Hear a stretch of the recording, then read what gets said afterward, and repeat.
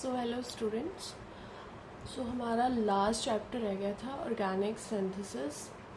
The name of the chapter was organic reactions and drug synthesis. उसको हम इन video lectures में cover करेंगे, but अगर आप ये वीडियो MST से पहले देख रहे हैं तो मत देखो, इसको MST के बाद देखना। And also second thing is, अगर आप ये वीडियो देख रहे हैं अब, ठीक है, MST के बाद, तो पेन और कॉपी साथ में लेके बैठो और साथ साथ नोट्स बनाओ, ठीक है। ये 3 या 4 वीडियोस में कवर हो जाएगा चैप्टर, इतना लेंथी प्रोसेस नहीं है। तो नोट्स बना लो, लिख लो, साथ साथ कर लो तो बेटर रहेगा। तो सबसे पहला टॉपिक था हमारा रिएक्शंस इन्वॉल्विंग सब्स्टिट्यूशन। तो सब्स्टिट्यूशन रिएक्शंस कौन सी होती हैं?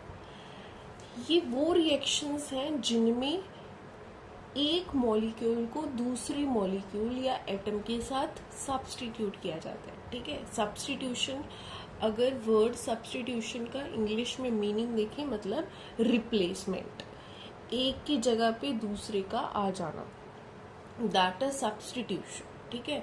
मतलब अगर कोई चीज़ बाहर निकल रही है तो कुछ उसकी जगह को रिप्लेस भी कर रहा है। फॉर एग्जांपल, आपके केमिस्ट्री के टीचर सब्स्टिट्यूट हो जाएं, ठीक है, मैं चली जाऊँ और मेरी जगह कोई और आपको पढ़ाने लगे, सो दैट इज सब्स्टिट्यूशन। या फिर आप अपने फ़ोन के कवर्स चेंज करते रहते हो, दैट इज़ ऑल्सो सब्स्टिट्यूशन, ठीक है। एक उतार देते हो कवर फ़ोन का और दूसरा लगा लेते हो। सो सब्स्टिट्यूशन इज़ बेसिकली रिप्लेसमेंट। और अगर केमिस्ट्री में देखिए तो सब्स्टिट्यूशन रिएक्शंस कैसी होती हैं? For example, we have a molecule A, B और C है हमारे पास। तो ये रिएक्शन कैसे होगी? C अटैक करेगा A के ऊपर, B आउट, और A और C का क्या बन जाएगा? बॉन्ड, और B बाहर आ जाएगा, ठीक है। इतनी बात समझ में आई आप लोगों को? तो यहाँ पे ये जो B है वो बेसिकली क्या है? Leaving group. जो बाहर निकलता है that is leaving group. C क्या है? अटैकिंग ग्रुप, जो अटैक कर रहा है। और A, जिस पे सारा अत्याचार किया जा रहा है, दैट इज सबस्ट्रेट, ठीक है। इतनी बात समझ में आई आपको? चलो, अगर इतनी बात समझ में आई तो हम आगे चलते हैं।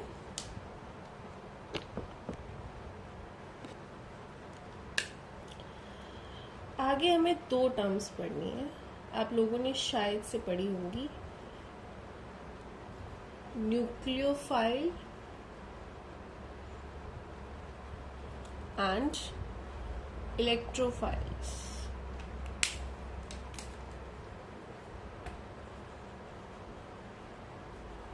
Nucleophiles and electrophiles.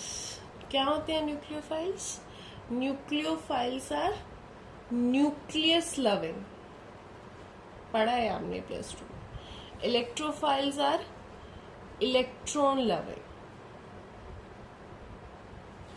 तो अगर न्यूक्लियोफाइल्स न्यूक्लियस लविंग है, तो इसका मतलब क्या है? उनके ऊपर चार्ज क्या है? नेगेटिव, इसीलिए उन्हें पॉजिटिव चार्ज का न्यूक्लियस पसंद आ रहा है।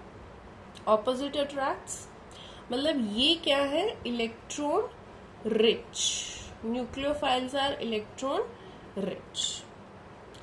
अगर इलेक्ट्रोफाइल्स को इलेक्ट्रॉन पसंद आ रहे हैं, मतलब नेगेटिव चार्ज पसंद आ रहा है, तो इनके खुद के ऊपर क्या है? इसका मतलब पॉजिटिव चार्ज।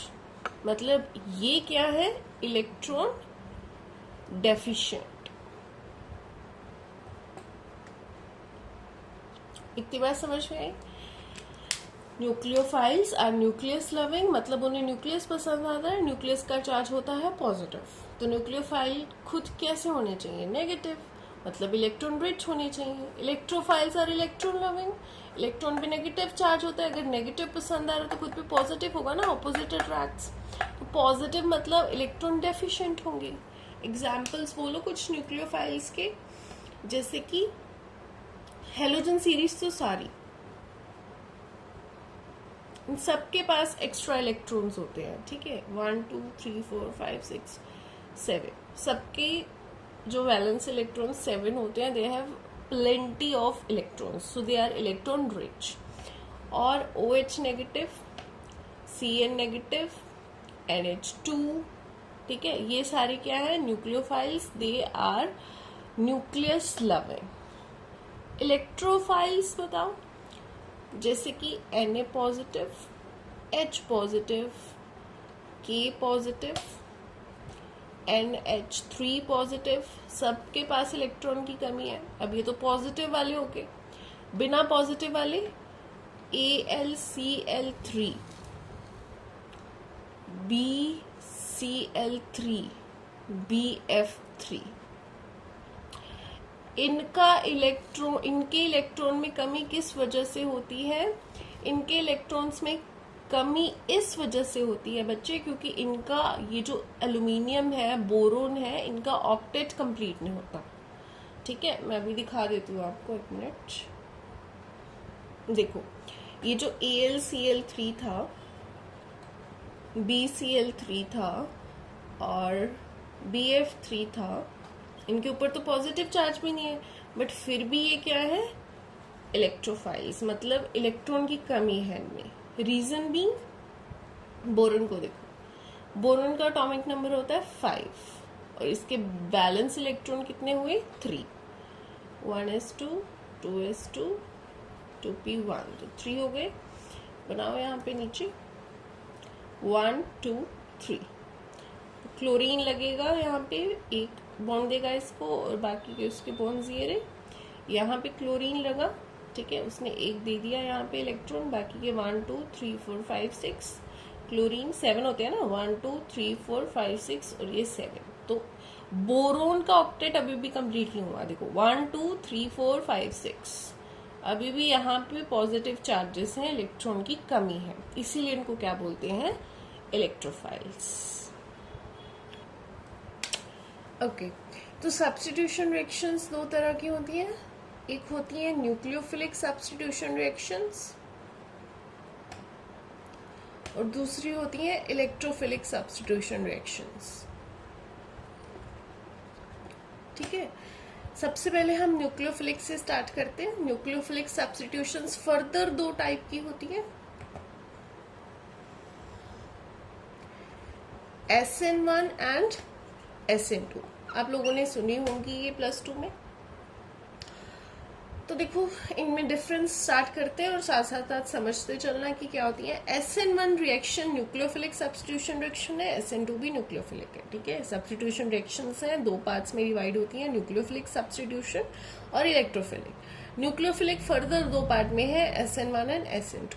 अच्छा, न्यूक्लियोफिलिक सब्स्टिट्यूशन रिएक्शंस में क्या इन्वॉल्व होंगे, न्यूक्लियोफाइल्स, ठीक है। जो अटैकिंग रिएजेंट है वो क्या होंगे, न्यूक्लियोफाइल्स, और इलेक्ट्रोफाइल्स में अटैकिंग रिएजेंट्स क्या होते हैं, इलेक्ट्रोफाइल्स, ठीक बात।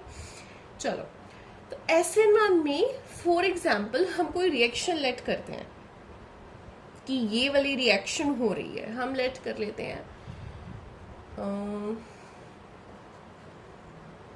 ये हमारे पास है कोई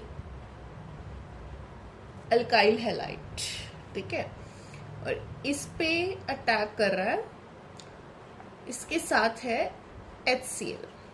तो रिएक्शन SN1 में कैसे होगी, पहले ये देखते हैं।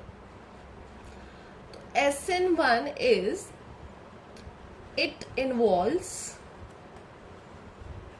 2 step, it involves 2 steps, 2 steps involve होते हैं सेम रिएक्शन के लिए। कैसा होता है, देखो, फर्स्ट स्टेप में क्या होता है, इसको बोलते हैं अल्काइल हैलाइड, ये फिनाइल ग्रुप होता है, ठीक है, कंफ्यूज नहीं होना। ये है HCl, ठीक है। HCl तो अभी खैर इन्वॉल्व ही नहीं होगा इसमें, अभी तो फर्स्ट स्टेप है।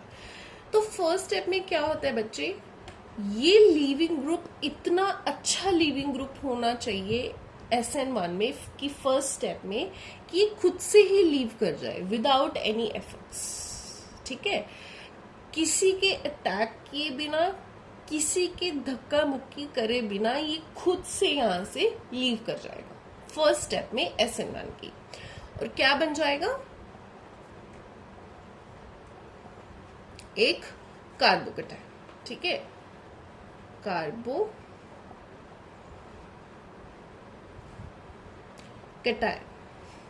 ये है इसकी फर्स्ट स्टेप। उसके बाद सेकंड देखो, इसी में सेकंड स्टेप क्या होता है, ये कार्बोकेटायन आएगा यहां पे, अब आएगा HCl।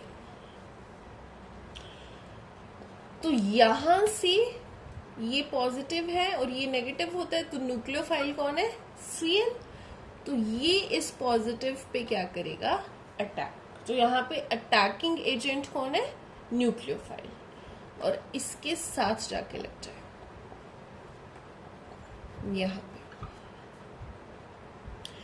अब इसमें दो चीजें हो सकती थी, या तो उसने यहां से अटैक किया, ठीक है, या फिर यहां से भी कर सकता है। और अगर यहां से पीछे से अटैक करेगा तो ये जो फिनाइल ग्रुप है ये कहां शिफ्ट हो जाएगा, आगे। ठीक है, देखो कैसा बनेगा, मैं बना के दिखाती हूँ आपको। ये फिनाइल आगे शिफ्ट कर जाएगा अगर ये इस तरह से पीछे से अटैक कर रहा है ना। इसके कलर्स अलग अलग कर देते हैं, एक मिनट। दो तरह से अटैक कर सकता है, देखो, या तो जिस साइड से हैलोजन या लीविंग ग्रुप निकला है उसी साइड से कर देगा, या उसके ऑपोजिट साइड से कर देगा। ठीक है, अगर उसी साइड से करेगा तो ये बनेगा, अगर ऑपोजिट साइड से करेगा, पीछे वाली साइड से, तो ये बनेगा। ठीक है, अगर पीछे से करेगा तो फिनाइल आगे आ जाएगा ना, और क्लोरीन यहाँ पे लग जाएगा। आई होप आपको समझ में आया होगा, नहीं आया तो दोबारा रिवाइंड करके देखो वीडियो। ठीक है, Cl ने अटैक किया यहाँ से, तो ये तो सॉर्टेड है। पीछे से करेगा तो जो पीछे चीज लगी हुई है, जो कंपाउंड लगा है, वो आगे आएगा। वहां पे किसको आना है, Cl को, तो ये बन जाएगा। ठीक है, इतनी बात समझ में आई, इतनी बात समझ में आई। तो SN2 देखो, SN2 it is one step reaction, एक ही स्टेप पे हो जाती है ये वाली रिएक्शन, एक ही स्टेप है इसमें। क्या हो रहा है इसमें, अल्काइल हैलाइड है हमारे पास, इसी को बोलते हैं अल्काइल हैलाइड, जो बना रही हूं मैं, और इसके साथ होता है HCl।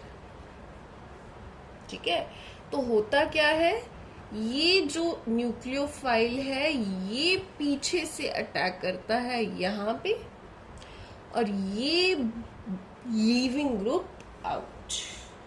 ठीक है, एक ही स्टेप में पूरी रिएक्शन हो रही है। यहाँ पे खुद से वो निकल रहा था, यहाँ पे खुद से नहीं निकल रहा। यहाँ पे अगर न्यूक्लियोफाइल अटैक करेगा तो ही वो बाहर निकलेगा लीविंग ग्रुप। और क्या बनेगा, अगर पीछे से अटैक हो रहा है तो ये वाला जो फिनाइल ग्रुप है ये कहाँ चला जाएगा, आगे, और हमारा प्रोडक्ट बनेगा,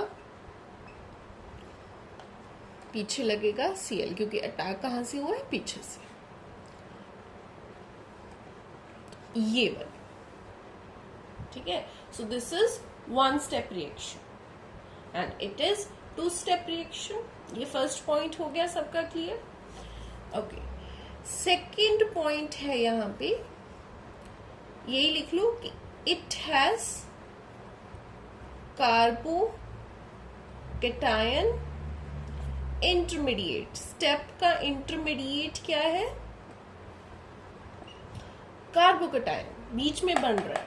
ठीक है, और यहां पे it do not have any intermediate, कोई भी इंटरमीडिएट नहीं है, ना तो कार्बोकेटायन है, ना कार्बो एनाइन है, ना फ्री रेडिकल है, कोई भी नहीं है। ठीक है, उसके बाद देखो, आपने केमिकल काइनेटिक्स चैप्टर पढ़ा होगा, तो उसमें रेट ऑफ रिएक्शन को लिखते थे K into concentration of reactance, ये लिखते थे ना। तो इसमें अगर हमें लिखना है रेट ऑफ रिएक्शन तो क्या आएगा, K into concentration of reactants. तो कितने रिएक्टेंट्स इन्वॉल्व है। अच्छा, इससे पहले एक चीज और समझो, इसको लिखने से पहले एक चीज और समझो, दोनों रिएक्शंस में स्लो स्टेप कौन सा है। आप लोगों ने केमिकल काइनेटिक्स में पढ़ा होगा कि slowest step in the reaction is the rate determining step. दोबारा बोल रही हूं, slowest step in the reaction is the rate determining step, और हमें रेट ही डिटरमाइन करना है। तो दोनों में स्लोएस्ट स्टेप कौन सा है, स्लोएस्ट स्टेप दोनों में कौन सा है, when leaving group moves out। तो दोनों में स्लोएस्ट स्टेप कौन सा है, जब लीविंग ग्रुप बाहर जाता है। इसमें तो कह रहे हैं कि स्टेप है, वही है स्लोएस्ट। इसमें दो स्टेप्स हैं, तो दोनों में से स्लोएस्ट स्टेप मतलब रेट डिटरमाइनिंग स्टेप कौन सा है, ये वाला, जब लीविंग ग्रुप बाहर जा रहा है, ये बॉन्ड जब ब्रेक कर रहा है, that is the slowest step. तो हम अगर रेट लिखेंगे किसी रिएक्शन का तो किसके लिए लिखते हैं, स्लोएस्ट स्टेप के लिए। तो इस वन स्टेप के लिए हम लिखेंगे तो K into concentration of reactance. तो इसके लिए कंसेंट्रेशन ऑफ रिएक्टेंस क्या है, रिएक्टेंस में सिर्फ क्या है, अल्काइल हैलाइड। तो K into alkyl halide, concentration 1, क्योंकि एक ही है, एक ही मोल है ना। इसके लिए अगर हमें रेट लिखना है तो यही एक ही रिएक्शन है इसमें, और रिएक्टेंस में क्या क्या है, कंसेंट्रेशन ऑफ रिएक्टेंस में क्या क्या है, इधर अल्काइल हैलाइड एंड HCl। तो लिखेंगे K into alkyl halide concentration 1 और HCl कंसेंट्रेशन 1। HCl की बजाय हम इसको लिखेंगे न्यूक्लियोफाइल, इसको क्या लिखेंगे, न्यूक्लियोफाइल कंसेंट्रेशन 1। समझ में आया, स्लोएस्ट स्टेप ये था, रिएक्टेंट सिर्फ ये था इसमें अल्काइल हैलाइड, इसमें एक ही स्टेप है, वही रेट डिटरमाइनिंग स्टेप है, और रिएक्टेंट्स कितने हैं, दो, one is alkyl halide and other is nucleophile. अब इसके सेकंड पॉइंट को आपको मैंने लिखवा दिया, थर्ड मैंने रेट वाला लिखवा दिया। फोर्थ पॉइंट देखो, फोर्थ पॉइंट में आपको बनाना है ग्राफ, ठीक है। इसमें एक इंटरमीडिएट बनता है और ये दो स्टेप्स में हो रही है रिएक्शन, तो रिएक्शन मतलब बीच में कहीं पे रुक रही है और फिर से स्टार्ट हो रही है। ये है आपके रिएक्टेंट्स, ये है आपके प्रोडक्ट्स, और ये है आपका कार्बोकैटायन इंटरमीडिएट।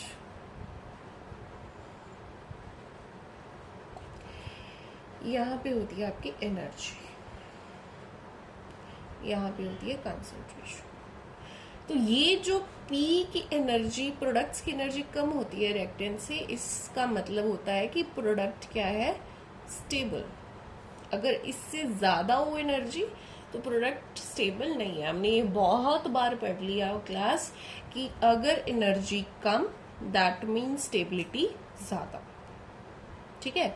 इसका जो ग्राफ बनेगा वो क्या होगा, उसमें ये इंटरमीडिएट बिल्कुल नहीं होगा और वो एक सिंगल पीक ग्राफ होगा। यहाँ पे प्रोडक्ट्स और यहाँ यहाँ पे रिएक्टेंट्स और यहाँ पे प्रोडक्ट्स।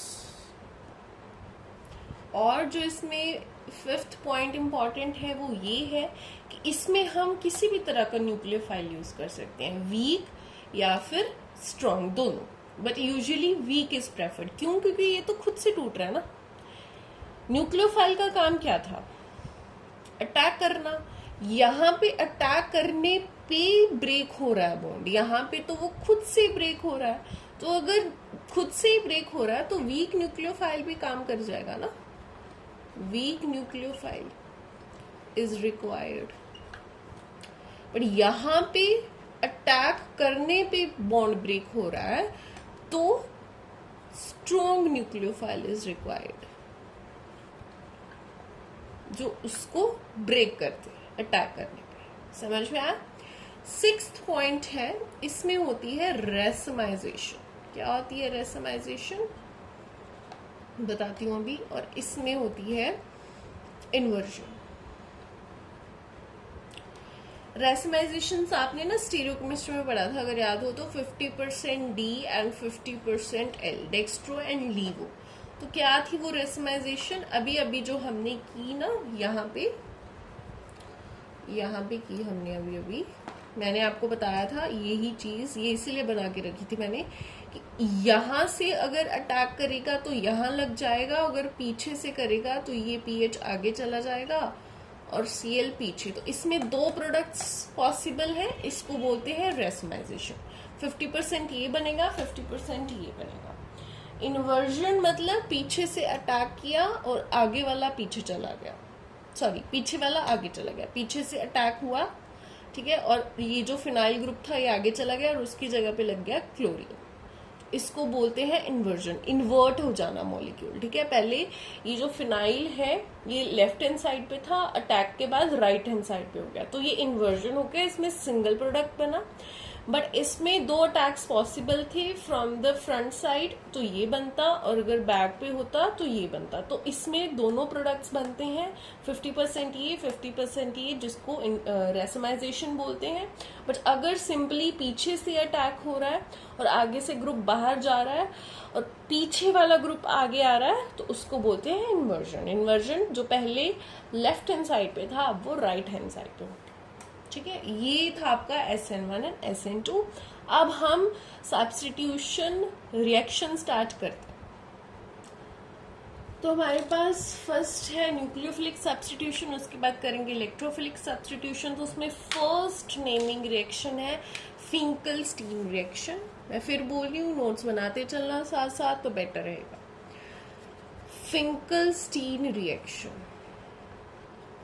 क्या होता है इस रिएक्शन में? ये आप लोगों ने पढ़ी है वैसे +2 में, बट पता नहीं आप लोगों को याद है या नहीं याद। चलो पढ़ लेते हैं। इसमें होते हैं अल्काइल हैलाइड और होता है NaI in presence of dry acetone, ठीक है। ये है अल्काइल हैलाइड, ये है सोडियम आयोडाइड। अब होता क्या है, वैसे तो आप लोगों को दिख रहा है, होगा क्या, ये इस पे अटैक करेगा और ये बाहर, ठीक है। तो आपकी जो रिएक्शन के प्रोडक्ट्स बनेंगे वो है Ri प्लस NaX। अगर किसी एग्जाम्पल के साथ करना चाहते हो तो CH3 Cl NaI same dry acetone, ठीक है। ये है मिथाइल क्लोराइड, ये है सोडियम आयोडाइड, इसके ऊपर अटैक किया। ये लिखते चलना, ये पेपर पे नाम जरूर लिख के आना, मिथाइल क्लोराइड, तो ये आउट और वो आयोडीन N, ठीक है, प्लस NaCl। ये थी फिंकल-स्टीन रिएक्शन। सेम इसी तरह की नेक्स्ट है, दैट इज स्वार्ट्स रिएक्शन। ये भी आप लोगों ने पढ़ी है या पता नहीं है, नहीं पढ़ी होगी शायद। स्वार्ट्स रिएक्शन सेम ही होती है, बस यहाँ फिंकल-स्टीन में आयोडीन रिप्लेस करता है, ठीक है। आयोडीन न्यूक्लियोफाइल होता है और स्वार्ट्स में फ्लोरीन न्यूक्लियोफाइल होता है। देख लो कैसे, Rx प्लस AgI, ये अटैक करता है उसके ऊपर। ये है सिल्वर आयोडाइड, लिख लो सिल्वर आयोडाइड, और ये वही अल्काइल हैलाइड।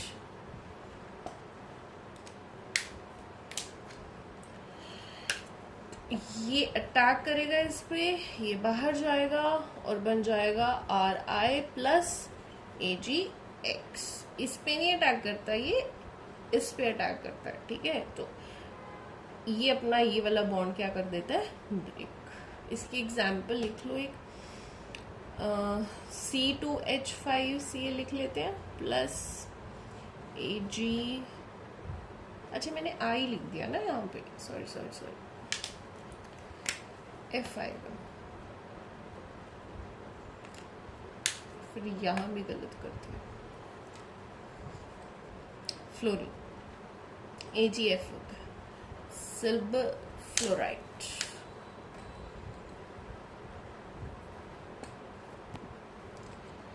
हाँ अब सही है। अब ये फ्लोरीन अटैक करेगा इस कार्बन पे और यहाँ से क्लोरीन बाहर C2H5F प्लस AgCl। ठीक है, देखो फिंकलस्टीन रिएक्शन में आयोडीन न्यूक्लियोफाइल है और स्वार्ट्ज रिएक्शन में फ्लोरीन न्यूक्लियोफाइल है। समझ में आया आप लोग को? ठीक है, 3 रिएक्शंस और करेंगे। ओके, नेक्स्ट है गेटरमैन रिएक्शन। ये भी आप लोगों ने की होगी, मैं स्टार्टिंग से नहीं लिखूंगी इसको, हम इसको यहां से स्टार्ट करेंगे।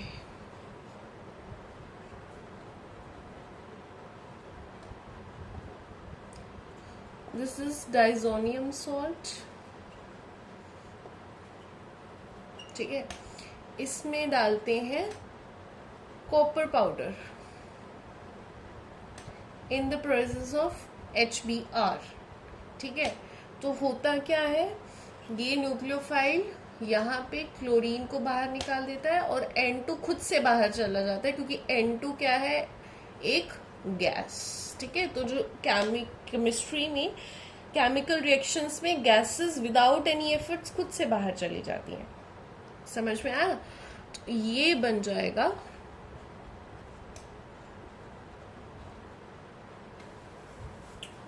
क्या लग गया आके, ब्रोम।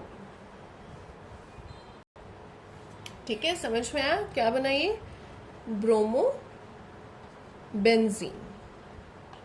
ठीक है, ये थी गेटरमैन वाली रिएक्शन। और एक होता है डोज प्रोसेस, वो भी देख लो।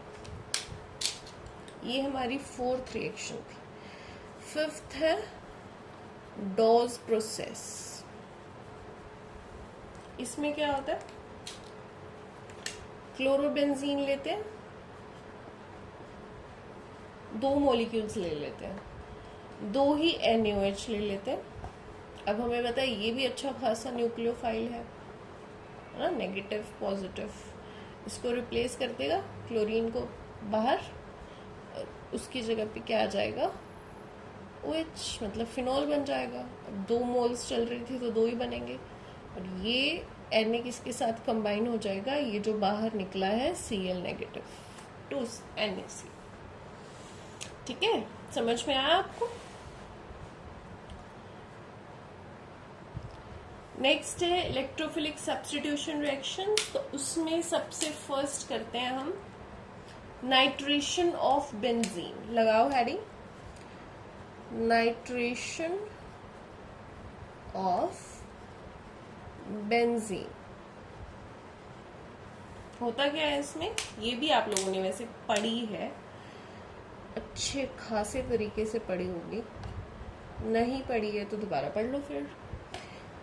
ये है बेंजीन, इसके साथ है HNO3 और यहाँ पे हम डालते हैं एसिड, दैट इज H2SO4, और इसमें बनता है नाइट्रोबेंजीन और वाटर बाहर निकल आता है। अब बात आई इसके मैकेनिज्म की, होता कैसे है ये। ठीक है, देखो इसको खोल के लिखो, HNO3 का स्ट्रक्चर क्या होता है, ये होता है। अब क्योंकि इस नाइट्रोजन ने कितने बॉन्ड्स बना रखे हैं, 1 2 3 4, तो इसके ऊपर क्या आएगा, पॉजिटिव चार्ज। अब इसके साथ क्या दे रखा है इन्होंने, H2SO4, जो कि क्या है, एक एसिड, और एसिड्स क्या देते हैं, H पॉजिटिव। ठीक है, तो आप लोगों को ये ऑक्सीजन दिख रहा है इसका, इसके ऊपर लोन पेयर्स में होंगे। ठीक है, एक ही बनाया ना इसने, लोन पेयर्स तो 6 है ना इसके पास, बोर्ड तो एक ही बनाया, तो बाकी के 5 तो हवा में ही है। कोई भी एक लोन पेयर आया और उसने अटैक कर दिया इसके ऊपर, लोन पेयर मतलब नेगेटिव चार्ज, ये पॉजिटिव, अटैक किया, ठीक है। क्यों, इसी ने क्यों अटैक किया, क्योंकि इसके पास लोन पेयर्स है, ठीक है। चलो, तो ये बन गया अब हमारे पास, ये नाइट्रोजन पे पॉजिटिव, ये ऑक्सीजन पे हाइड्रोजन, अब एक और हाइड्रोजन लग गया क्योंकि यहां से तो बॉन्ड ब्रेक हो गया, ठीक है। O negative, double bond O। अब ऑक्सीजन 2 ही बॉन्ड बना सकते, 3 बना के बैठा है तो पॉजिटिव चार्ज आएगा इसके ऊपर।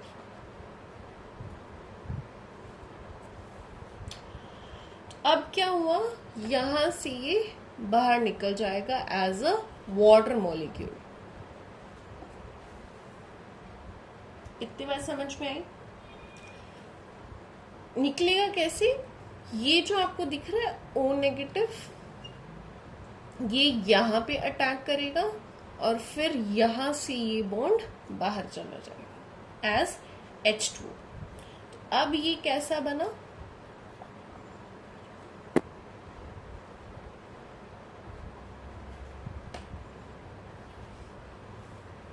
ऐसा बना, समझ गए आप लोग? दोबारा सुन लो अगर नहीं समझ आया तो। ये हमारे पास यहाँ पे बन गया था, यहाँ पे ये H आके लग गया था यहाँ से, क्योंकि ये नेगेटिव लॉन पेयर्स थे, उन्होंने इस H पॉजिटिव को ले लिया और ये भी देने को तैयार है क्योंकि एसिड का काम ही होता है H पॉजिटिव देना। तो वो H पॉजिटिव यहाँ पे आके लग गया, अब इसके ऊपर पॉजिटिव चार्ज आ गया, ठीक है, ऑक्सीजन के ऊपर, क्योंकि वो 2 ही बॉन्ड्स बना सकते हैं, यहाँ पे 3 बना के बैठे हैं। अब ये जो ऑक्सीजन के ऊपर नेगेटिव था वो यहाँ वापिस आया, तो नाइट्रोजन कितने, ज्यादा से ज्यादा 4 ही बना सकते हैं विद पॉजिटिव बॉन्ड। पर अगर ये यहाँ पे वापस आएगा और यहाँ पे भी एक डबल बॉन्ड आएगा तो 1 2 3 4 5 हो जाएंगे, इतना नहीं सह सकता वो, तो उसने अपना ये वाला बॉन्ड ब्रेक कर दिया जब ये यहाँ पे डबल बॉन्ड बनाने को आया। समझ में आई? और वैसे भी अच्छा खासा H2O वाटर बाहर निकल सकता था जो स्टेबल है, तो निकल गया। तो नाइट्रोजन अब कौन सा रह गया, नाइट्रोजन के ऊपर positive charge, double bond O, double bond O। ये पॉजिटिव चार्ज तो वैसे ही रहेगा ना, इसने तो सिर्फ इसको तोड़ने का काम किया, ठीक है। अब है हमारे पास बेंजीन और उसके साथ कौन है, ये वाला कंपाउंड। तो अब क्या होता है, बेंजीन का कोई भी एक डबल बॉन्ड जो पाई बॉन्ड है वो ब्रेक करता है। मान लो इस साइड ब्रेक किया तो यहाँ पे आया नेगेटिव और यहाँ पे आया पॉजिटिव। अब नेगेटिव वाले को आदत है हमेशा पॉजिटिव पे अटैक करने की, तो ये अटैक कर देगा यहाँ पे, ठीक है। और क्या बनेगा देखो,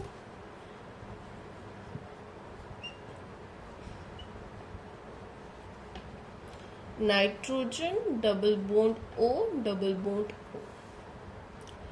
अब ये पॉजिटिव तो अभी भी यहीं पे है, तो हमें पता है ये जो कार्बन है इसके ऊपर एक हाइड्रोजन भी होगा, तभी 4 होंगे ना इसके टेट्रावेलेंट, ये कार्बन तभी टेट्रावेलेंट होगा।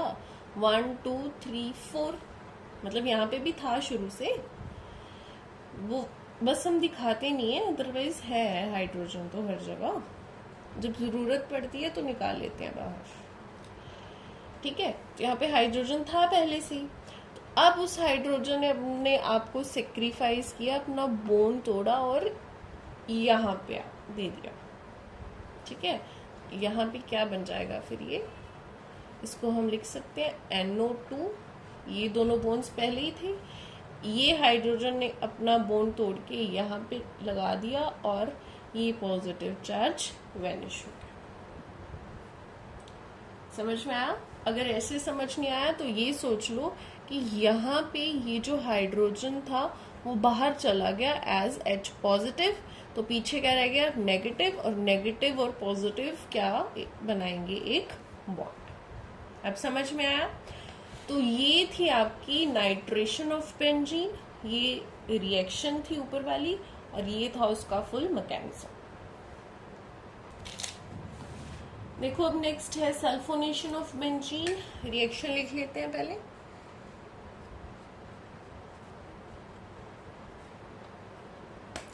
एक्चुअली इसमें ना H2SO4 यूज होते हैं, 2, वही लिख लेते हैं। H2SO4 और यहाँ पे भी H2SO4, तो यहाँ सल्फोनेशन हो जाती है बेंजीन की, ये बन जाता है। ठीक है, वो पीछे वाले का नाम था नाइट्रोबेंजीन। यहाँ पे देखो क्या होता है, पहले मैकेनिज्म देखो। ये जो दो H2SO4 प्लस H2SO4 है ना, इनकी रिएक्शन होती है और बनता है यहाँ से SO3 plus H3O positive plus HSO4 negative. ठीक है, ये बात बहुत बेसिक है, ये आपको पता होना चाहिए। ये H पॉजिटिव देगा, यहाँ जाके अटैच हो जाएगा वो, और यहाँ से H3O पॉजिटिव बाहर निकलेगा। ठीक है, और अगर इसने H पॉजिटिव दिया तो क्या बचा पीछे, HSO4 नेगेटिव। और अगर यहाँ से वाटर बाहर निकला तो क्या वाटर नहीं सॉरी H3O पॉजिटिव यहाँ से बाहर निकला तो पीछे क्या बचेगा, SO3। करके देख लेना, ये इजी है काफी। हम इसका रियल मैकेनिज्म देखते हैं। तो हमें अब यूज करना है SO3 और HSO4 नेगेटिव। ठीक है, कैसे यूज होगा ये देखते हैं। हमारे पास थी बेंजीन और है SO3। हमने अभी पढ़ा कि इसका ये बॉन्ड ब्रेक करता है, इस साइड कर लो चाहे इस साइड कर लो। अगर इस साइड ब्रेक होगा तो यहाँ पे आएगा बॉन्ड टूट के नेगेटिव और यहाँ पे पॉजिटिव। SO3 को खोल के लिखते हैं, उसका स्ट्रक्चर ये होता है। इसने इसके ऊपर अटैक किया और ये बॉन्ड ब्रेक होके यहाँ पे आया और इसके ऊपर आया नेगेटिव चार्ज। इतनी बात समझ में आई। ये कुछ ऐसा दिखेगा फिर।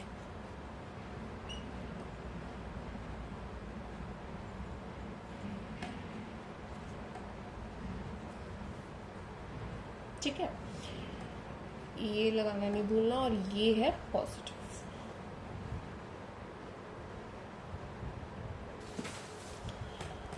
इतनी बात समझ में आई। अब हमारी पहले भी बात हुई थी कि इस बेंजीन के हर एक कार्बन के पास एक हाइड्रोजन होता है, हमें ये पता है। तो यहाँ पे ये जो पॉजिटिव है इसके पास भी एक हाइड्रोजन है, यहाँ इस पे भी एक हाइड्रोजन है। अब हमारे पास ये था HSO4 नेगेटिव। नेगेटिव को क्या चाहिए, पॉजिटिव। ठीक है, वो भी H2SO4 बनाना है तो H पॉजिटिव चाहिए, और वो इसको कहाँ से मिलेगा, यहाँ से। तो ये HSO4 नेगेटिव यहाँ से H पॉजिटिव अपने पास ले जाता है। समझ में आई इतनी बात। अगर ये अपने पास ले जाएगा तो पीछे H पॉजिटिव चला गया बाहर, तो पीछे क्या बचा, नेगेटिव।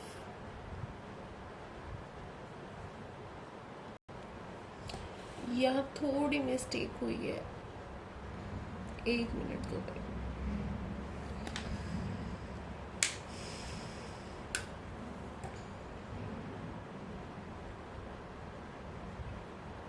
देखो यहाँ तक आपको समझ आया था ना। यहाँ पे बेंजीन था, इसके ऊपर इसका बॉन्ड ब्रेक किया था, पॉजिटिव आया था, और यहाँ पे आया था नेगेटिव। उस नेगेटिव ने यहाँ पे अटैक किया और ये आगे चला गया और नेगेटिव आ गया। फिर हमारे पास ये बना, इसके ऊपर क्या लग गया, SOO नेगेटिव, और ये वाले ऑक्सीजन पे आया था नेगेटिव। ठीक है, ये नीचे पॉजिटिव था, ये आप लोगों को ये दिख रहा है पॉजिटिव। हमारी बात हुई थी कि हर एक कार्बन के पास एक हाइड्रोजन होता है बेंजीन में। ठीक है, यहाँ पे भी होगा। ठीक है, तभी ये पूरा होगा ना, 1 2 3 4। अब ये जो HSO4 नेगेटिव है, इसको क्या चाहिए, H पॉजिटिव, H2SO4 बनाने के लिए। तो ये H पॉजिटिव यहां से ले लेता है, यहां से ये बॉन्ड ब्रेक होता है, ये H पॉजिटिव बाहर चला जाता है। अगर H पॉजिटिव बाहर जाएगा तो पीछे क्या छोड़ के जाएगा, अगर H पॉजिटिव बाहर जाएगा तो पीछे नेगेटिव चार्ज छोड़ के जाएगा। नेगेटिव पॉजिटिव क्या बना लेते हैं, बॉन्ड। इतनी बात समझ में आई। अब ये बॉन्ड भी बन गया, यहाँ पे ये चार्ज भी वैनिश हो गए। ठीक है, अब क्या हुआ, ये बन गया H2SO4, एसिड बन गया। एसिड का काम क्या होता है, H पॉजिटिव देना, ठीक है, और पीछे रह जाएगा HSO4 नेगेटिव। तो H पॉजिटिव अब किसको देगा, एस ऑक्सीजन। और क्या बनेगा यहाँ पे देखो,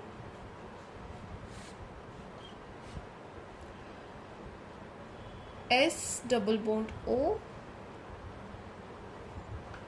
डबल बॉन्ड O OH। ये H कहाँ से आया, ये जो H2SO4 बना था यहाँ से हाइड्रोजन निकाल के वहां से आया, ठीक है। नहीं समझ आया तो बैक करके देख लेना। चलो अब इजी इजी सी रह गई रिएक्शंस। थर्ड है फ्रीडल क्राफ्ट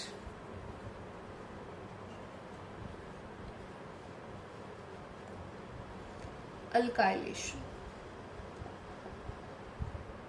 इजी है ये, आपने पढ़ी हुई है। क्या होता है इसमें, क्लोरोबेंजीन लेना है आपको और क्या लेना है, मिथाइल क्लोराइड, और साथ में है एनहाइड्रस AlCl3। अब मैंने आपको ये न्यूक्लियोफाइल और इलेक्ट्रोफाइल पढ़ाया, तब भी समझाया था कि ये क्या होता है, लुईस एसिड। लुईस एसिड है ये। लुईस एसिड को क्या चाहिए, इलेक्ट्रॉन्स। इलेक्ट्रॉन्स किससे मिलेंगे इसको, AlCl3 इज इलेक्ट्रॉन डेफिशिएंट। तो इसको इलेक्ट्रॉन्स किससे मिलेंगे बताओ, इससे, क्योंकि हमने पढ़ा यही है न्यूक्लियोफाइल।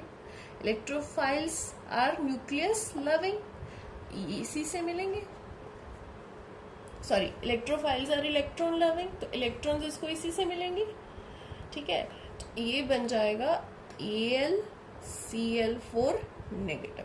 पीछे क्या रह गया, CH3 पॉजिटिव। समझ में आया। अब यहां से हम बॉन्ड ब्रेक करवा दो, ये वाला करवा देते हैं हम। यहाँ पे आया नेगेटिव, यहाँ पे आया पॉजिटिव। पॉजिटिव नेगेटिव से ही बॉन्ड बनता है, बॉन्ड ब्रेक हो गया, यहाँ पे नेगेटिव, यहाँ पे पॉजिटिव। ये कहाँ पे अटैक करेगा, इस नेगेटिव पे, और ये कुछ ऐसा बन जाएगा CH3Cl, और ये पॉजिटिव,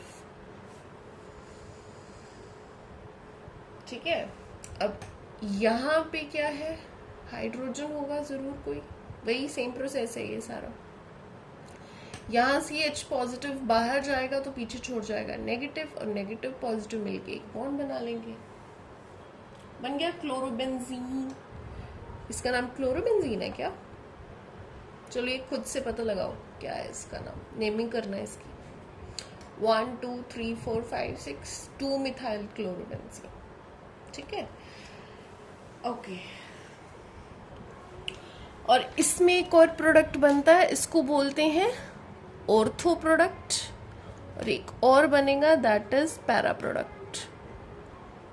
उसमें ये मिथाइल ग्रुप पैरा पे लगेगा, प्रोसेस सेम रहेगा। बॉन्ड कौन सा टूटेगा फिर, ये वाला, ठीक है। इस पे नेगेटिव आएगा और इस पे पॉजिटिव, ये वाला नहीं ब्रेक होगा। अब CH3 कहाँ अटैक करेगा, यहाँ पे, ठीक है, और ये पैरा प्रोडक्ट बन जाएगा, खुद से करके देखना। और यहाँ पे ये जो पैरा प्रोडक्ट है ये क्या होता है, मेजर प्रोडक्ट। आपको समझ आया तो ठीक है, नहीं एक बार फिर से समझ लो। एनहाइड्रस AlCl3 लुईस एसिड होता है, इलेक्ट्रॉन डेफिशिएंट है। इलेक्ट्रॉन डेफिशिएंट्स को इलेक्ट्रोफाइल्स बोलते हैं, और इलेक्ट्रोफाइल्स आर इलेक्ट्रॉन लविंग। तो इसमें से सबसे ज्यादा इलेक्ट्रॉन्स किसके पास है, क्लोरीन के पास। तो क्लोरीन को अपने साइड ही अट्रैक्ट कर लेगा, और ये बॉन्ड यहाँ से ब्रेक हो जाएगा, और ये बन जाएगा AlCl4 नेगेटिव, और CH3 रह जाएगा हमारे पास विद पॉजिटिव चार्ज, क्योंकि Cl नेगेटिव बाहर गया ना, तो पीछे पॉजिटिव रह जाएगा। समझ में आई। अब ये पॉजिटिव चार्ज को क्या चाहिए, नेगेटिव चार्ज। दो जगह से मिलेगा, एक यहाँ पैरा से, एक ये बॉन्ड तोड़ के यहाँ से। तो हमें दो ही प्रोडक्ट्स मिलेंगे, ऑर्थो एंड पैरा, और para product is major product. समझ में आया। अब नेक्स्ट फोर्थ है फ्रीडल क्राफ्ट एसाइलेशन, सेम ही प्रोसेस है इसका भी। क्लोरोबेंजीन है हमारे पास,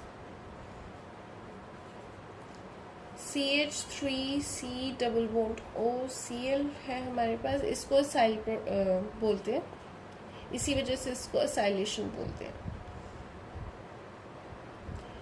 और है एनहाइड्रस AlCl3।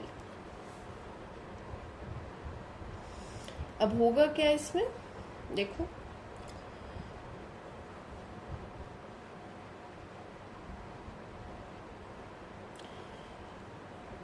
ये यहाँ से ऊपर चला जाएगा नेगेटिव, और यहाँ पे आ गया पॉजिटिव चार्ज। इलेक्ट्रोफिलिक सब्स्टिट्यूशन ही पढ़ रहे हैं ना, तो ये इलेक्ट्रोफाइल बन गया यहाँ पे पॉजिटिव चार्ज के साथ। एक बॉन्ड टूटेगा, यहाँ पे नेगेटिव आएगा, यहाँ पे पॉजिटिव आएगा, ये नेगेटिव इसके ऊपर अटैक करेगा, ठीक है। और हमारे पास क्या बन जाएगा,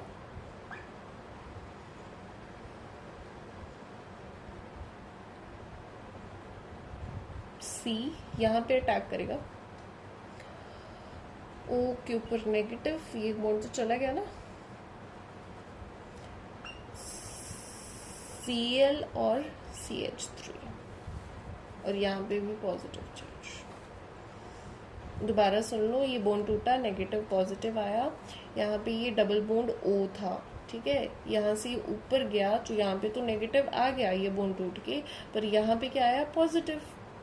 यहाँ पे तो पॉजिटिव आया ना, इसने अपना एक बॉन्ड खो दिया, पॉजिटिव ही आएगा, 3 ही बॉन्ड्स रह गए इसके पास, इस पे नेगेटिव आ गया। इस पॉजिटिव बॉन्ड यानी इलेक्ट्रोफाइल के ऊपर कौन अटैक करेगा, ये नेगेटिव चार्ज, ठीक है, और ये बन जाएगा। अब ये वापस नीचे आएगा, मतलब डबल बॉन्ड O बनेगा। तो अब ये क्लोरीन यहाँ से आउट, अच्छा लिविंग ग्रुप है, बाहर चला जाएगा। और अब क्या बनेगा, यहाँ पे बनाती हूँ,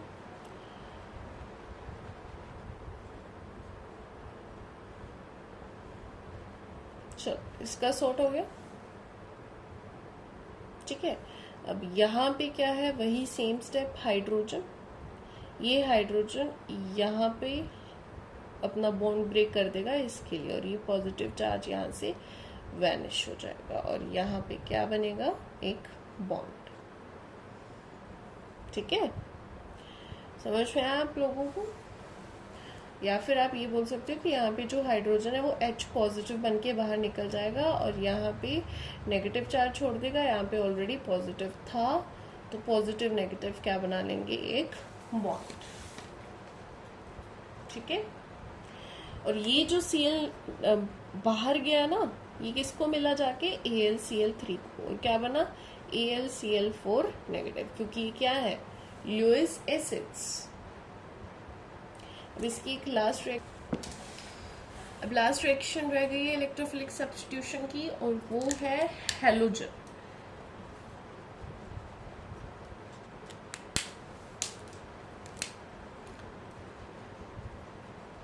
हैलोजिनेशन ऑफ बेंजीन। क्या होता है इसमें, एक बेंजीन लेंगे हम, हैलोजन्स मतलब Cl2 लेंगे हम, Cl2 भी लिख देते हैं इसको इस तरीके से। होता क्या है, ये एक पॉजिटिव होता है और एक ये नेगेटिव होता है, सिंपल फंडा है। ये बॉन्ड यहाँ से ब्रेक करेगा, एक पॉजिटिव आएगा और एक नेगेटिव आएगा, ठीक है। इलेक्ट्रोफिलिक सब्स्टिट्यूशन है, तो यहाँ का जो इलेक्ट्रोफाइल है उसके ऊपर कौन अटैक करेगा, नेगेटिव चार्ज, और यहाँ पे लग जाएगा क्लोरीन, ये पॉजिटिव चार्ज, ठीक है। यहाँ पे इसके पास हाइड्रोजन भी है, सेम वही चीज, तो H पॉजिटिव बाहर चला जाएगा अपने आप को यहाँ पे सेक्रीफाइस करके, या फिर ये बोल लो कि अगर H पॉजिटिव बाहर जाएगा तो यहाँ पीछे क्या बचेगा, नेगेटिव, और पॉजिटिव और नेगेटिव मिलके क्या बनाएंगे, एक बॉन्ड, तो ये बन जाएगा क्लोरोबेंजीन। इजी थी ये रिएक्शन। और ये जो H पॉजिटिव यहाँ से बाहर गया ना, वो किसके साथ, इस Cl के साथ क्या बनाएगा, HCl। यहाँ से H पॉजिटिव वो भी बाहर गया ना, वो इस Cl के साथ HCl बना लेगा।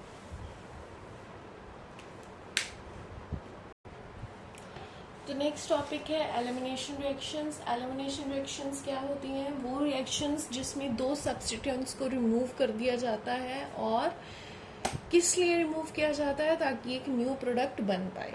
ठीक है, इसको हम डीपली समझते हैं। एलिमिनेशन रिएक्शंस टू टाइप्स की होती हैं, one is E1 and second is E2। SN1 और SN2 के सिमिलर ही हैं ये दोनों, तो सेम प्रोसेस है। E1 is 2 step reaction, 2 steps involve है इसमें, और दिस इज 1 स्टेप रिएक्शन। ठीक है, 2 स्टेप रिएक्शन देखते हैं हम। इसमें लेट करते हैं, हमारे पास है कोई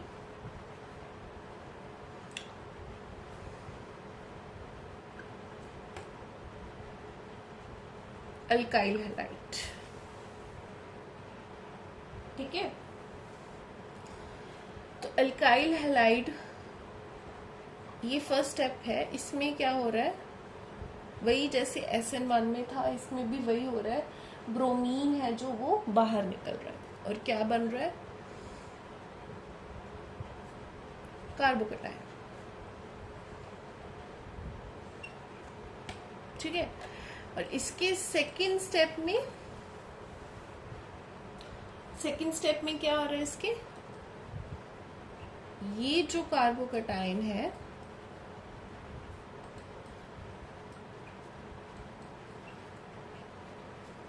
और ये जो CH3 था, कोई भी CH3 उठा सकते हो आप तीनों में से,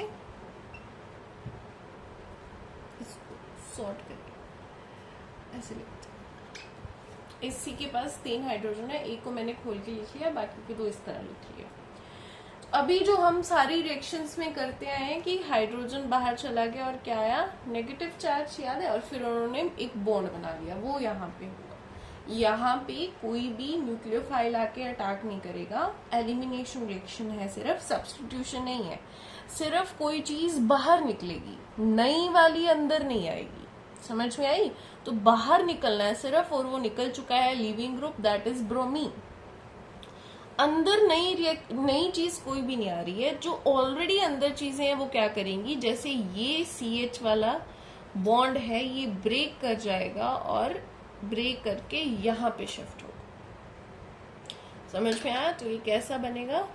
CH3 डबल बॉन्ड CH2। समझ में आया? यहाँ से H पॉजिटिव बाहर चला गया और इसका बॉन्ड कहाँ शिफ्ट हो गया? यहाँ पे। ठीक है, तो ये जो प्रोडक्ट बना है ये है E1 रिएक्शन। समझ में आया? इसमें 2 स्टेप्स इन्वॉल्व थे। E2 में सेम SN2 जैसा होता है। इसमें क्या होगा? इसको फिर बोल रही हूं मैं, तीनों CH3 में से कोई भी CH3 यूज कर सकते हैं। अब क्या होगा देखो, इसमें खुद से ये बाहर जा रहा था। ठीक है, कार्बोकटायन बना, फिर उसके बाद इसने अटैक किया। इसमें ये पहले यहाँ पे शिफ्ट होगा, ठीक है, और फिर ये यहाँ से बाहर चला जाएगा, क्योंकि कार्बन 5 बॉन्ड हैंडल नहीं ना कर पाएगा। यहाँ पे डबल बॉन्ड बनेगा तो 5 हो गए ना, 1 2 3 4 5, तो किसी को तो टूटना है, और हमें पता है हैलोजन्स अच्छे लीविंग ग्रुप है एक्सेप्ट फ्लोरीन, तो ये बाहर चला जाएगा और प्रोडक्ट बन जाएगा आपका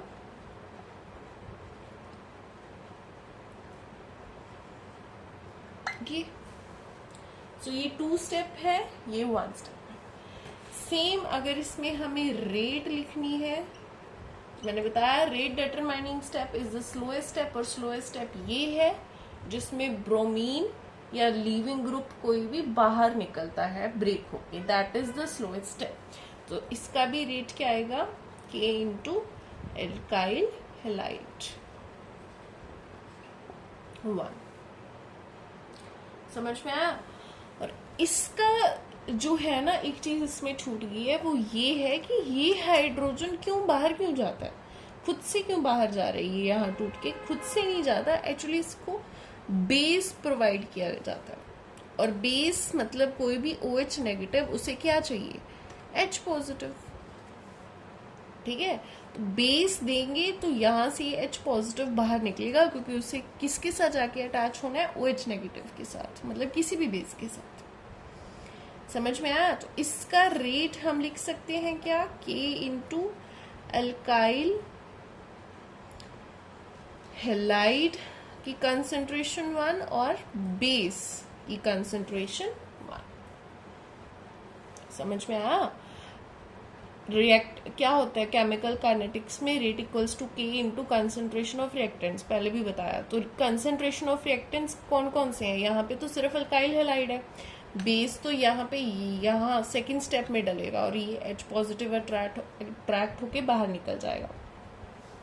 बट इसमें बेस एक ही स्टेप में, पहली बात तो सारी रिएक्शन हो रही है तो बेस उसी स्टेप में डलेगा, तो बेस भी एक तरह का रिएक्टेंट ही है यहाँ पे, क्योंकि पहले वो अट्रैक्ट करेगा H पॉजिटिव को, ठीक है, यहाँ से, और वो ब्रेक होके उसके पास जाएगा, तो फिर ये ब्रोमीन बाहर जाएगा। समझ में आया? तो यहाँ पे रेट डिपेंड कर रहा है अल्काइल हेलाइड पे और बेस की कंसेंट्रेशन पे, पर क्योंकि यहाँ पे बेस रेट डिटरमाइनिंग स्टेप में नहीं है, स्लोएस्ट स्टेप में नहीं है, सेकेंड स्टेप में है, तो बेस इसी वजह से यहाँ पे नहीं लिखा हूं। उसके बाद देखो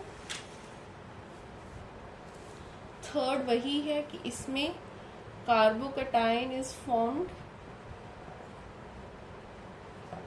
ठीक है, और इसमें carbocation is not formed. Fourth इसमें वही है, इसमें आपको चाहिए एक वीक बेस, इसमें जो बेस चाहिए आपको यहाँ पे वो वीक हो सकता है, इतना जरूरी नहीं है, क्योंकि ब्रोमीन खुद से बाहर निकल रहा है। ठीक है, तो अगर कोई वीक बेस भी होगा वो भी अट्रैक्ट तो कर ही लेगा H पॉजिटिव, बट यहाँ पे आपको बेस चाहिए स्ट्रॉन्ग। ठीक है, स्ट्रॉन्ग क्यों चाहिए, क्योंकि यहाँ पे लीविंग ग्रुप खुद से नहीं लीव कर रहा, पहले एक स्ट्रॉन्ग बेस इस H पॉजिटिव को अपनी तरफ अट्रैक्ट करेगा और फिर वो यहाँ पे शिफ्ट होगा, ये वाला बॉन्ड, और फिर ब्रोमीन बाहर निकलेगा। समझ में आया? फिर है, आप लोगों ने सुना होगा 3 degree carbocation, 2 degree and 1 degree carbocation.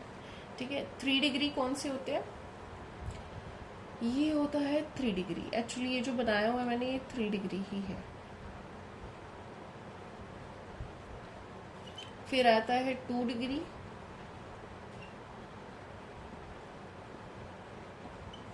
फिर आता है 1 डिग्री, यही बना देती हूँ।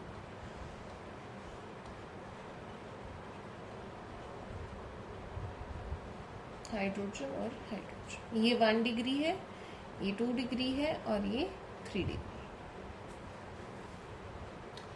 अब मेरे को एक बात बताओ, ये जो CH3 लगे हुए हैं इनके ऊपर, आपको पता है ये प्लस आई इफेक्ट शो करते हैं, that is inductive effect. Inductive plus I effect का मतलब ये है कि ये जिस भी चीज के साथ लगते हैं उसके ऊपर इलेक्ट्रॉन डेंसिटी को क्या कर देते हैं, इंक्रीज। इलेक्ट्रॉन को नहीं, इलेक्ट्रॉन डेंसिटी को। इलेक्ट्रॉन और इलेक्ट्रॉन डेंसिटी में बहुत फर्क है। इलेक्ट्रॉन डेंसिटी को इंक्रीज कर देते हैं। इसका मतलब क्या है कि इस पॉजिटिव चार्ज को ये क्या कर रहे हैं, स्टेबल। इलेक्ट्रॉन डेंसिटी मतलब नेगेटिव चार्ज होगा। जितने CH3 जितने ज्यादा लगे होंगे पॉजिटिव चार्ज, उतना ज्यादा स्टेबल होगा। दोबारा समझो, CH3 प्लस आई इफेक्ट देते हैं। प्लस आई इफेक्ट का मतलब होता है इलेक्ट्रॉन डेंसिटी को बढ़ा देना, मतलब नेगेटिव चार्ज बढ़ेगा कहीं ना कहीं, ये कह सकते हैं। तो जितने ज्यादा CH3 लगेंगे उतने ज्यादा इलेक्ट्रॉन डेंसिटी होगी। उतनी ज्यादा इलेक्ट्रॉन डेंसिटी का मतलब ये पॉजिटिव चार्ज उतना ज्यादा स्टेबल होगा। तो मेरे को बताओ, तीनों में से ज्यादा स्टेबल कौन हुआ?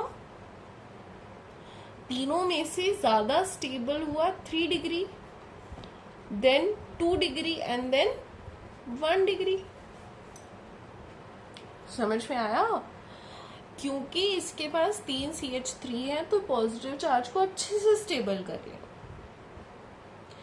अब बताओ, क्योंकि इवन एलिमिनेशन में कार्बोकेटाइन बन रहा है, तो इस वजह से यहां पे ऑर्डर क्या रहेगा, स्टेबिलिटी ऑर्डर क्या रहेगा, 3 डिग्री, 2 डिग्री, 1 डिग्री। समझ आया? और इसमें भी स्टेबिलिटी ऑर्डर सेम ही रहेगा, 3 डिग्री, 2 डिग्री एंड 1 डिग्री। इसमें E1 में सेम होने का रीजन तो आपको समझ में आया कि पॉजिटिव कार्बोकेटाइन बन रहा है, तो इस वजह से CH3 जितने ज्यादा उतना ज्यादा स्टेबल। इसमें क्यों? इसमें तो कोई कार्बोकेटाइन बन ही नहीं रहा ना इंटरमीडिएट। इसमें ऐसा क्यों चुना हमने? क्योंकि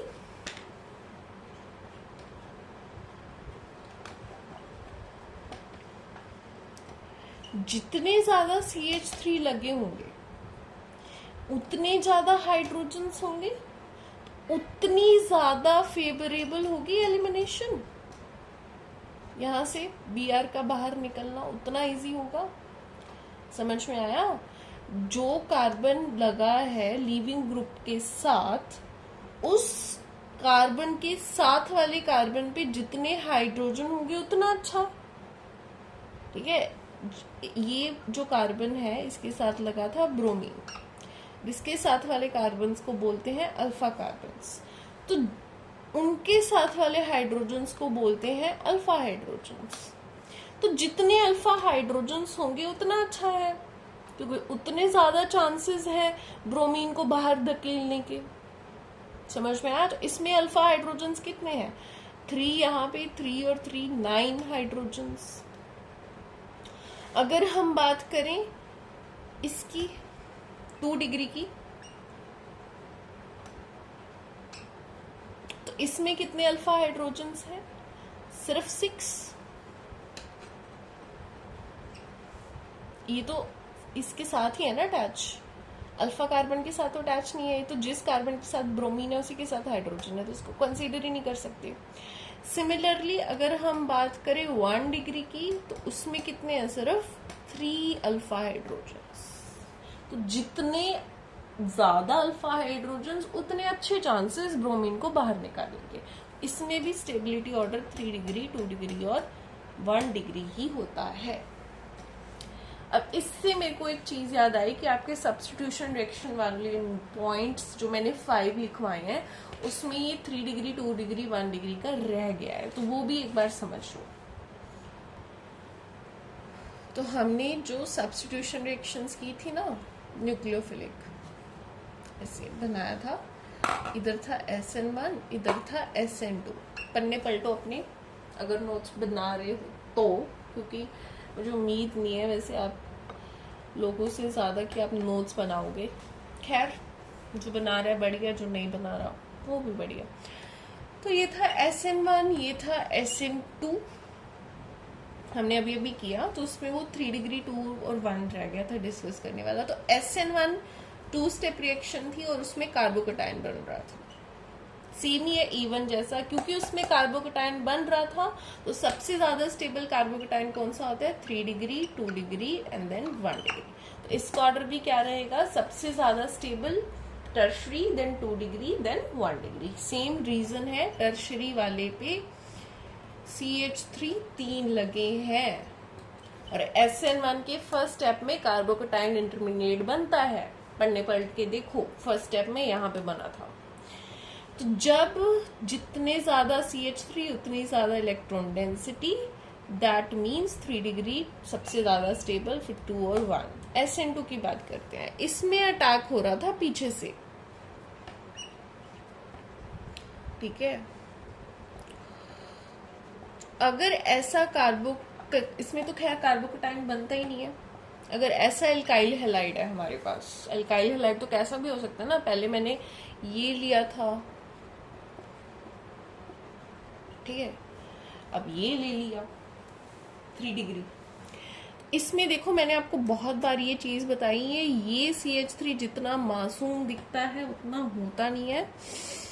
ये ऐसे होता है, बहुत ज्यादा स्टीयरिंग हिंड्रेंस। ठीक है, और इसके साथ क्या था, HCl। इसको अटैक करना था SN2 में पीछे से। बताओ भाई कहाँ से करेगा अटैक, इतनी तो स्टेरिक हिंड्रेंस है। SN2 में पीछे से करना था ना अटैक, फिर आगे से ये निकलना था, तो ये 3 डिग्री वाले में कहाँ से करेगा अटैक, इतनी स्टेरिक हिंड्रेंस। पर वहीं अगर हम 1 डिग्री देखें,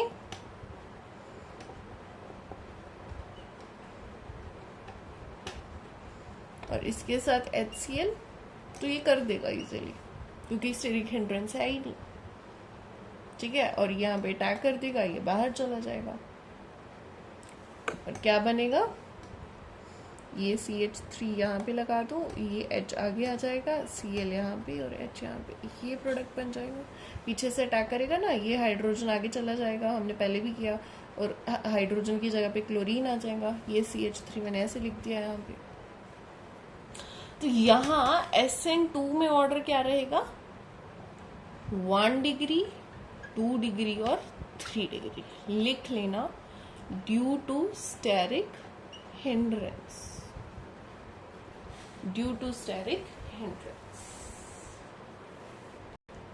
ये टॉपिक थोड़ा बीच में आ गया था एलिमिनेशन रिएक्शंस के, क्योंकि ये रह गया था, ये पॉइंट SN1 और SN2 का रह गया था, दैट्स वाई मेरे को याद आया तो मैंने करवा दिया। अब एलिमिनेशन रिएक्शंस हो गई हैं आपकी, उसका एक और एग्जाम्पल अगर आप लिखना चाहते हो तो लिख लो, डिहाइड्रेशन,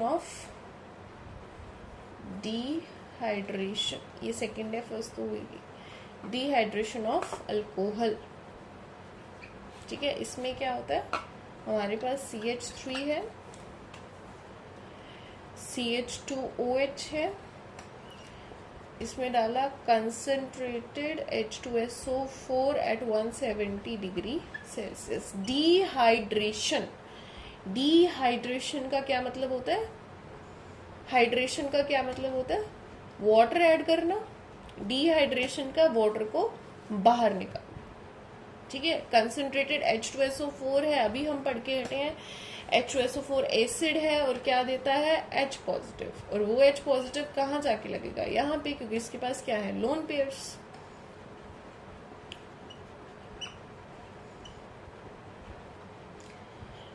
समझ में आया, क्योंकि इसके पास क्या है, लोन पेयर्स।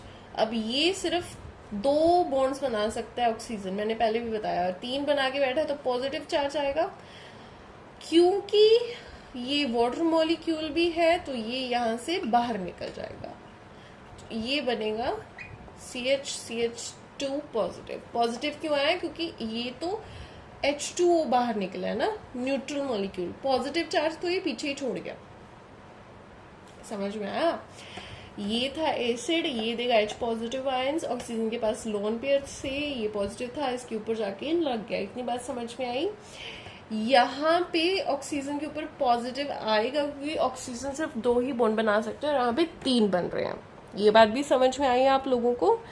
उसके बाद यहाँ से ये वाटर मॉलिक्यूल बाहर निकलेगा, पर न्यूट्रल बाहर निकलेगा विद 0 चार्ज, तो पॉजिटिव चार्ज वो पीछे ही छोड़ आया कार्बन पे, जिसके साथ ऑक्सीजन अटैच था, तो यहाँ पे आया पॉजिटिव चार्ज। अब यहाँ से क्या होगा, हमें पता है ये अल्फा कार्बन है, और अल्फा कार्बन पे 3 अल्फा हाइड्रोजन है,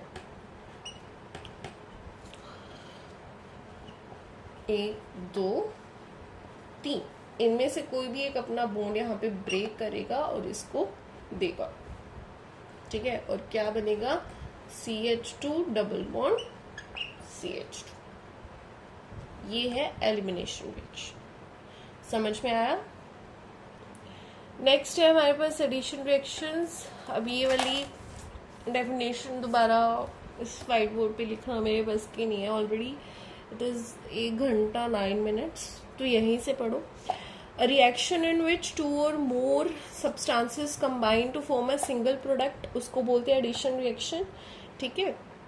देखो एडिशन का मतलब क्या है, ऐड होना, तो जब कोई चीज ऐड होके कंबाइन कर रही है और एक प्रोडक्ट बन रहा है, वो एडिशन रिएक्शन है, ठीक है। It happens usually in unsaturated compounds. Unsaturated compounds कौन से थे, आप लोगों ने पढ़े हैं, ये होते हैं alkenes and alkynes, double bond वाले और ट्रिपल बॉन्ड वाले, ठीक है। where atoms add to form where atoms add in double और ट्रिपल बॉन्ड, ठीक है। इन ये जो डबल और ट्रिपल बॉन्ड्स होते हैं इनमें क्या ऐड हो जाते हैं, एटम्स, यूजुअली हाइड्रोजन्स ऐड होते हैं, मेनली, हमेशा नहीं कहूंगी बट यूजुअली, ठीक है। कंक्लूजन ये निकला कि एडिशन रिएक्शंस वो होती हैं जिनमें एडिशन होती है किसी एटम की, और एडिशन होती किन मॉलिक्यूल्स में है, जो अनसैचुरेटेड होते हैं, जैसे एल्काइंस और एल्कीन्स। इतनी बात समझ में आई। एडिशन रिएक्शंस में सबसे इंपॉर्टेंट है मार्कोनीज रूल। मार्कोनीज रूल की डेफिनेशन है, in addition of reagent like HX to an unsymmetrical alkene, hydrogen attach to carbon already having more hydrogen atom and other part X goes to carbon with fewer hydrogens। ये तो थी definition की बात। अब मैं बताती हूँ कि होता क्या है। असली मसला ये होता है कि हमारे पास है फॉर एग्जाम्पल कोई एल्कीन, ठीक है, इसमें ऐड हुआ HBr, एडिशन करवानी है तो एडिशन तो होगी ही। मार्कोनीज रूल ये कहता है कि हाइड्रोजन उस कार्बन के पास जाएगा जिसके पास मोर नंबर ऑफ हाइड्रोजन्स है, और ब्रोमीन उसके पास जाएगा जिसके पास लेस नंबर ऑफ हाइड्रोजन है, ठीक है। सिंपल बात है। किस तो प्रोडक्ट क्या बनेगा, CH3CH, यहां पे क्या आना चाहिए, लेस नंबर ऑफ हाइड्रोजन तो ब्रोमीन, और यहां पे क्या आएगा, CH3, हाइड्रोजन इसके साथ आएगा और ये डबल बॉन्ड ब्रेक कर जाएगा। समझ में आई। दूसरी भाषा में अगर आप इसको समझना चाहो तो ये डबल बॉन्ड बच्चे ब्रेक करता है, इस साइड आता है नेगेटिव और इस साइड आता है पॉजिटिव। अब आप लोग सोचोगे कि मैम पॉजिटिव इधर भी आ सकता था, पर अगर पॉजिटिव इस साइड आता, मान लेते हैं पॉजिटिव इस साइड आ गया,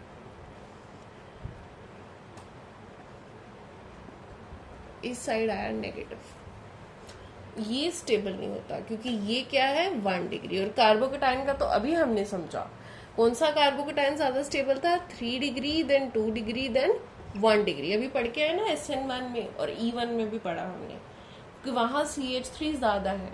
यही देख लो, ये 1 डिग्री है, इसके पास सिर्फ ये वाला ही है सिर्फ जो दे सकता है इसको, इलेक्ट्रॉन डेंसिटी इंक्रीज कर सकता है। पर अगर पॉजिटिव यहाँ पे आएगा तो ये भी इलेक्ट्रॉन डेंसिटी इंक्रीज करेगा और ये भी करेगा। समझ में आई। नेगेटिव इधर ही आता, समझ में आया। इसको करो, ये होता है पॉजिटिव और ये होता है नेगेटिव, बस अब सॉर्टेड है। पॉजिटिव किसके पास जाएगा, नेगेटिव के पास, नेगेटिव किसके पास, पॉजिटिव के पास, ये बन जाएगा। तो अगर सिंपल जनरल ऑर्गेनिक केमिस्ट्री से भी समझो तो भी ये प्रोडक्ट बनेगा, और अगर मार्कोनी से समझना चाहते हो तो वो भी यही बोल रहा है कि जो हाइड्रोजन्स है वो कहाँ जाएंगे, उस कार्बन के पास जिसके पास मोर नंबर ऑफ हाइड्रोजन है, और ब्रोमीन किसके पास जाएंगे, जिसके पास लेस नंबर ऑफ हाइड्रोजन। ये था मार्कोनीज रूल। अब नेक्स्ट है एंटी मार्कोनीज रूल।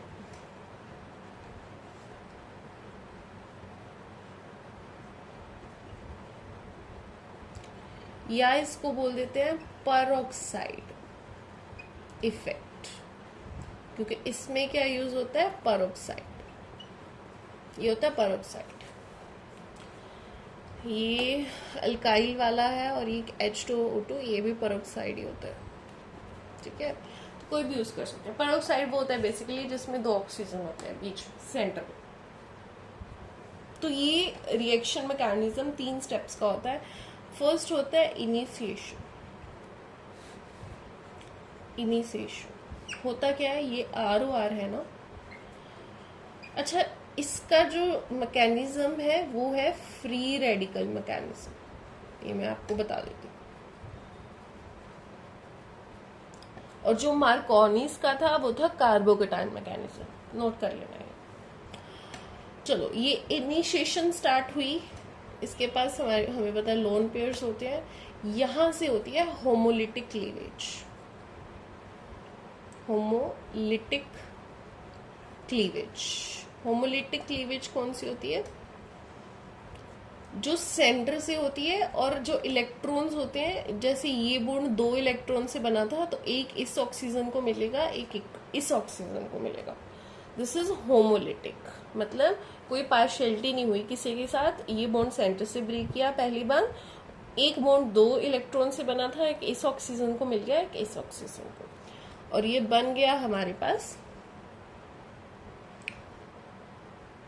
R 1 2 3 4 ये बना, और सेम ही ये बना तो हम 2 लिख देते हैं, दोनों सेम ही बनेंगे ना। ये थी इनिशिएशन रिएक्शन। इसी इनिशिएशन रिएक्शन में सेकंड स्टेप होता है, इसका 1 मोल ले लो और HBr ले लो। अब HBr की होगी होमोलिटिक क्लीवेज।